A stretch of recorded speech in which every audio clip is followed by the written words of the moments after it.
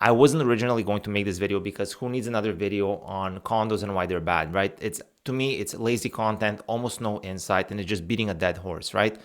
In this video, we're going to talk about blacklisted buildings, why they get blacklisted, and specifically what you can do as an owner, potential owner of a condo to kind of prevent this from happening, especially on the bank side, because this is strictly about banks blacklisting condos where you can't refinance or you can't actually get a mortgage if you wanted to purchase a condo in a specific building. And for context about this quote unquote condo crash, this is the condo performance median price over the last 15 years. And this is what's happened in the last 5 years. And this is what we're calling a crash. So I just want to put a bow on this, because if we're going to be calling this a crash, I want you to understand that detached homes in suburban GTA, their price declines are actually much worse than this. So if this is a condo crash, I'm not sure what we should be calling suburban detached homes as we speak. Anyway, I digress. If you haven't subscribed to the channel, subscribe right now so that you're not left out like the normies, aka the normal people, where you're finding things out 6 to 12 months after the fact. This real estate channel is basically your plug into the real estate market in real time. Now let's get into the blacklist. Now it's important to distinguish between blacklists of Toronto condo buildings, because not all blacklists are the same and their impact is completely different. So the most common type of blacklist is the CMHC blacklist, where you cannot buy into a condo unless you have 20% down or more. So for example, if you have 5%, you can't buy into certain buildings because CMHC will not insure your mortgage. This is well documented. You can Google it. We're not going to talk about it here because it's not very relevant. No surprises. Now, the blacklists I'm going to talk about, these are lender specific and they're constantly moving. They're dynamic and they're changing over time. So generally what we started seeing during COVID is there were blacklists for micro units. So it may not have been a blacklist where you can't buy into a certain building, but if you had, for example, if a one bedroom was under 400 square feet, which is already tiny, dog crate, as some of you may call it, certain lenders would deem that high risk and it would get blacklisted as a unit, but not as a building. And they would still give you a mortgage. It would just be at a higher rate. Now that has evolved. Now some lenders are actually completely getting out of it. They don't want to insure micro units, period. And as the market has gone down, condos have taken the brunt of that, where lenders are getting super picky. Now let's talk about the blacklist that's actually developing. Now it started popping up on my radar in 2024, where lenders were starting to blacklist specific buildings over issues with their status certificates. And this is where it gets tricky. And this is where you can learn at least the framework. If you face this issue, how you're going to deal with it with your condo board. Going back to 2024, I was looking at purchasing this unit for an investor client of mine. I've done multiple deals in this building, great building, well managed, no issues. But this little thing popped up where there was a lawsuit for $1 million where the condo board alleges that the builder had undersized unintentionally the heat pumps in all the units. So they weren't performing up to par. So all the heat pumps had to be replaced at $4 to $6 grand a pop. The exposure was about $1 million.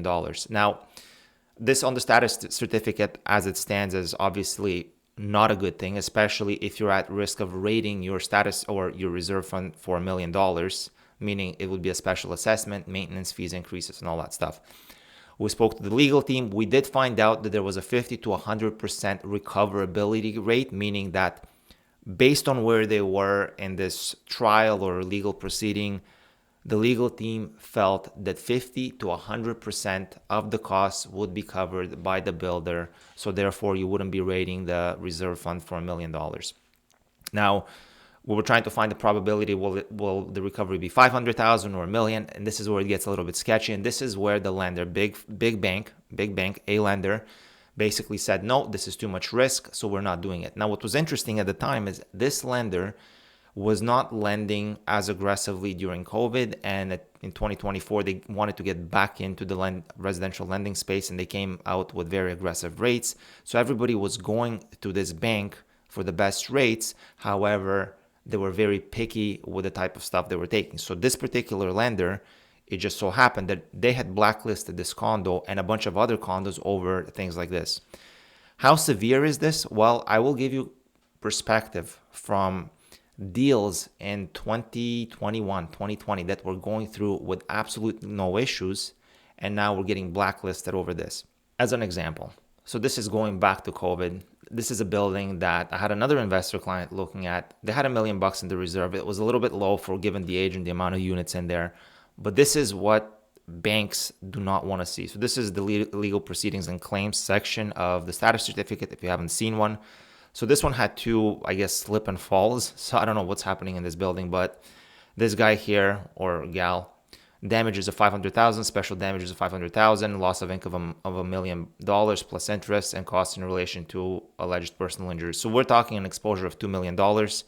And then another slip and fall here for another $1 million. So total exposure of $3 million. And I got to tell you, during COVID, units in this building were trading. I told my client we're not touching this with a 10-foot pole. But anyway, units were trading and then it slowed down. And when it started slowing down in the last few years, when lenders got a little bit more tight with their underwriting criteria. Now, let me give you an example of a status certificate that you want to see in a building. Here is another example of a status certificate in a building I used to own in. That this building, I think, is probably one of the best managed buildings in the downtown core.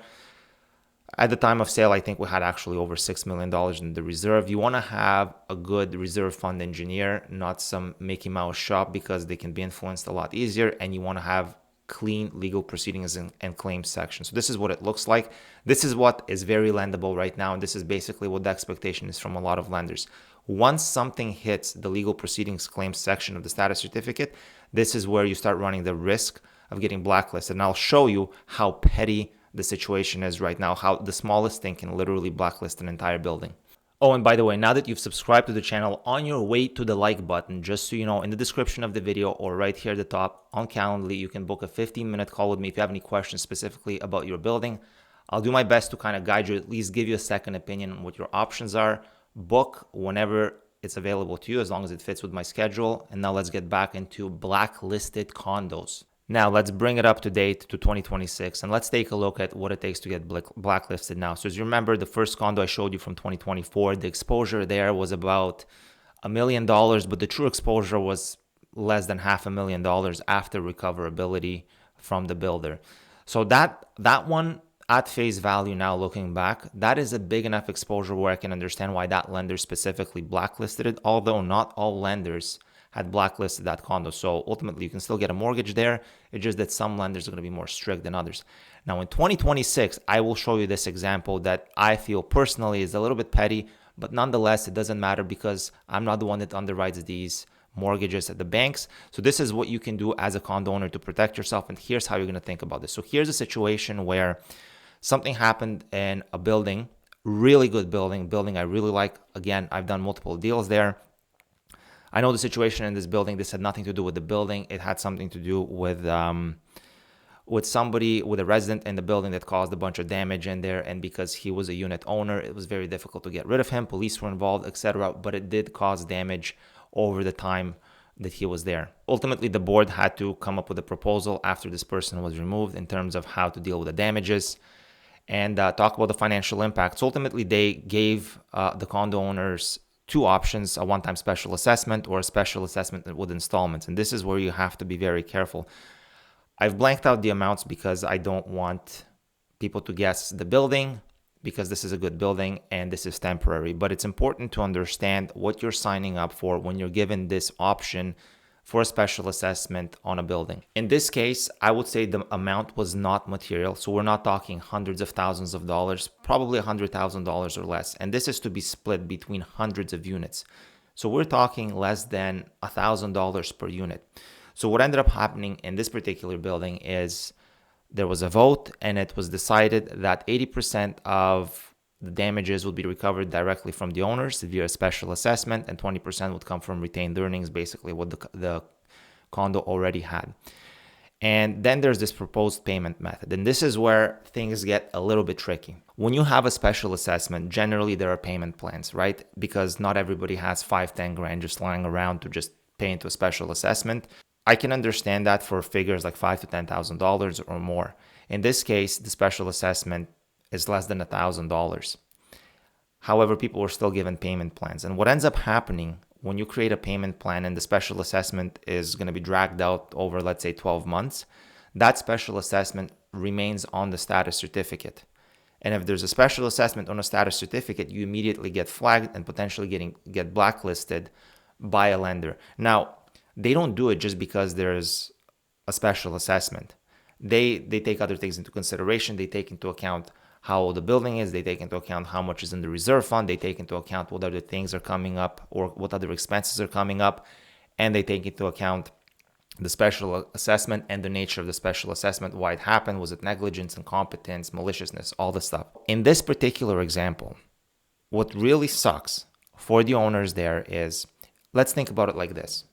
If there are 300 units in this building and the median price of each unit is $550,000, that is a market cap of $165 million in that entire building. If you have a special assessment and the condo gets blacklisted by a lender, let's assume conservatively the values in that building will go down by 5%.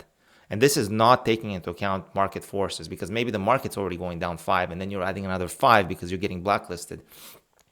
So if you drop the market value of the building and all the units by an additional 5%, you evaporate or you nuke roughly $8 to $10 million of market cap, because there is a special assessment overhanging for the next 12 months until it is paid off. So what does all of this mean? So if you have a special assessment, this doesn't guarantee that you're not going to get blacklisted, but ideally you want to pay the special assessment in full without installment plans for owners. Now, obviously, if the amount is high, that is not going to be feasible. However, if we're talking about a special assessment of $1,000 from each condo unit owner, and maybe out of 300 owners, maybe there's going to be 10 that cannot come up with $1,000. As a condo board, maybe have come up with different alternative options for these people so that you can pay off the entire thing in a lump sum, so that there's no installment plans, so that you can get rid of the special assessment off of your status certificate as soon as possible, so that you do not suppress values for the next year because 10 people couldn't come up with $10,000 at that point in time. And that is a reality. People will not have that money. But as a condo board, I'm sure that there's different ways that you can do this. Pay it off, put them on a different payment plan where it's not an installment plan that is reflected on the condo status certificate. This is one of the main challenges with condo ownership. If you buy into a building where you have a lot of investors, a lot of people who are thinking short term, you're going to have a lot of fees that are being deferred, a lot of costs that are being deferred. And ultimately what that means is that if you're in this condo long term and you're deferring a bunch of maintenance, you're going to end up getting hit with a special assessment at the end of the day. And all the condo owners are going to suffer and the values are going to suffer.